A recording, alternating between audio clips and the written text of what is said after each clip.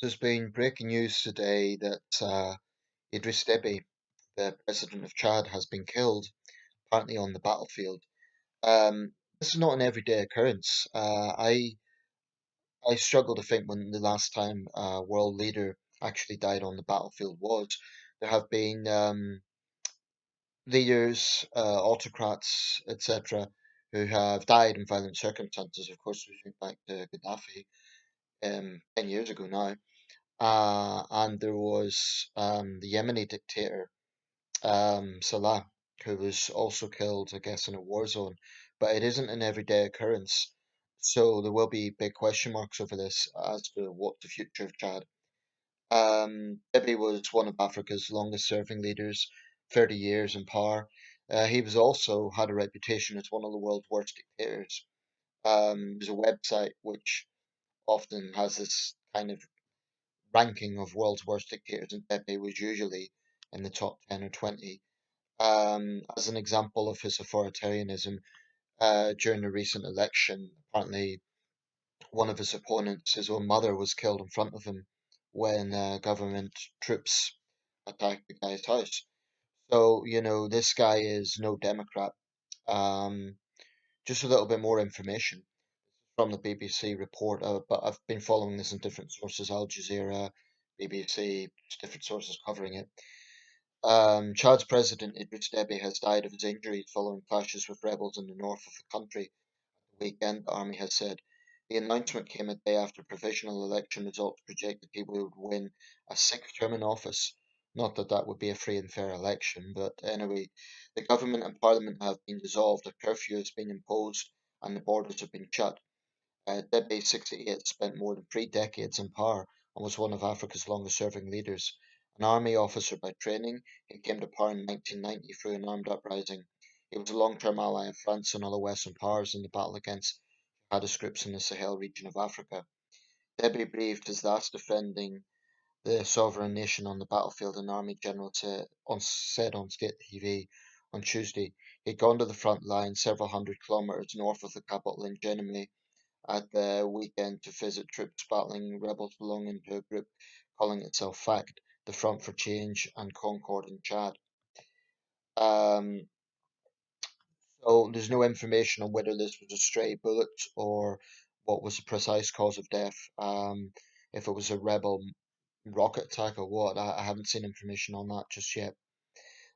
His son has now taken over. 37-year-old four-star general um, Mohammed Idris Deby Itno will lead the council, but free and democratic elections will be held over the transition period. The army said in a statement, well, that's, needs to be taken with a grain of salt in a country that's had such an autocratic leader for a long time. Um, Thinking of dictatorships, actually, and I'll come back to the Chad issue, but another historic development today, which is that Cuba has had a transition of leadership, and for the first time, the head of state and the head of the Communist Party in Cuba is not Castro.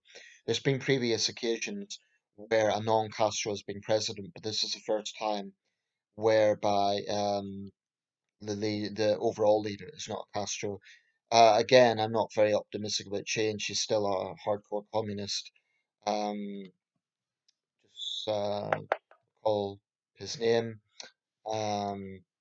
Bear with me a second. Sort of looking at different news sources here, so if you just bear with me a second. There's a lot going on in the world right now. It's been a very turbulent few days. Of course, the Chauvin trial in Minneapolis still awaiting the jury verdict on that.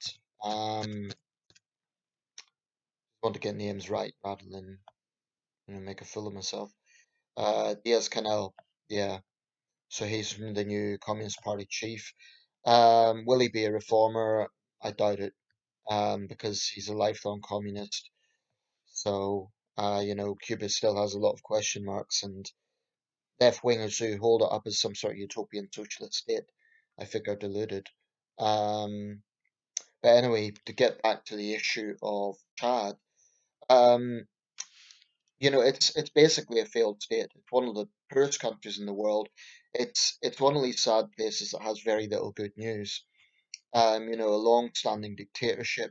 It's also had a lot of attacks from Boko Haram. spilling over from the conflict in northern Nigeria. And this is where things get a bit complex because, on one hand, you have a brutal dictator, a ruthless autocrat. On the other hand, he has repealed this savage Islamist group, and Boko Haram can rival ISIS in their savagery. So now that he's gone, will Boko Haram see that as an opportunity to maybe move against his son, who's deemed to be weaker? Um, I think the only hope for a country like Chad is definitely it needs stability. You need strong leadership, but I believe that where dictatorships have such a foothold, eventually there will be enough resentment. We saw that with the Arabian Spring. I've never really bought this argument that people will accept a tyrant so long as he keeps stability. I think at some point human beings will want change. Now that might be naive, maybe presented with the two fronts of having a dictator or, Islamist terror groups. I think most people will probably choose a dictator, but I personally think the only way forward for a country like Chad is a combination of strength, but also reforms. So if this son uh, can garner the trust that his father had with the military, but then again, who knows what's happened here? It's, a country where, again, there'll be limited access to the press. So who knows the rebels killing the president, what wasn't actually an internal coup d'etat. It's never quite obvious in these situations. So if the son can sort of maintain the trust of the military top brass, but also be a reformer to the extent of not being as ruthless as a father, not being as ruthless in terms of putting down basic human rights. Now, that might be naive. That might be very naive because in a country like Chad, human rights is not their priority, unfortunately. Um, I think that it's the sort of thing that over time can breed enough resentment to cause instability. This is why the argument about stabilizing dictatorship, I think, needs to be treated with caution. Um, because sooner or later people have enough, and that's what happened with Arab Spring. Of course, if you listen to Russian state media, the argument would be, oh, it was all Western intervention and the West stoked up trouble. And, that takes away the very real sentiments that Syrians and Libyans and Egyptians had, and Tunisians and others. I think the fundamental desire for liberty is worldwide. Obviously, there's deeply different cultures, and a country like Chad is never going to look like a Western democracy. But I think it can improve. I mean, there's been optimistic signs from Sudan since the fall of Bashir 2 years ago. There has been improvements in Sudan. The Islamic laws, for example, have been thrown out. There is some signs of progress. Clearly, there's a long way to go. There still has to be justice for the people killed in Khartoum during the revolution. But, I would say Sudan now is in a better position than it was under Bashir. So this isn't always the case that when a dictatorship goes, then a country descends into chaos. Sometimes, if the right mechanisms are in place, it can be a change for the better. But obviously, in this circumstance, Debbie didn't go, from voluntarily resigning. He died violently. So how much of the son is going to be like the father? I know nothing about this guy. Guess time will tell.